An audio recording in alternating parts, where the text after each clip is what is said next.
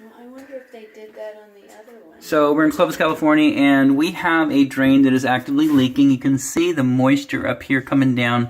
So it's hard to say what's going on. You can see the washer up here looks like it's compressed fully.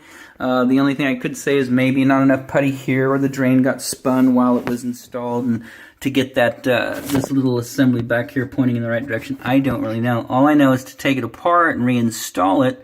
It may or may not work. There could be a washer missing in here, so it could be something going on, defective on that.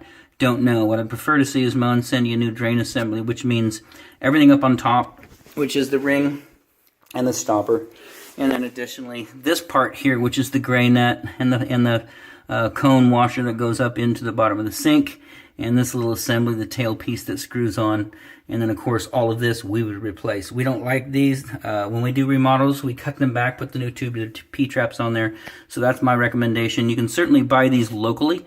You know, at a hardware store, Lowe's, Home Depot, or Ferguson. But if Moen is willing to send you one, I'd have them send you one. But you can see the moisture on that all the way down.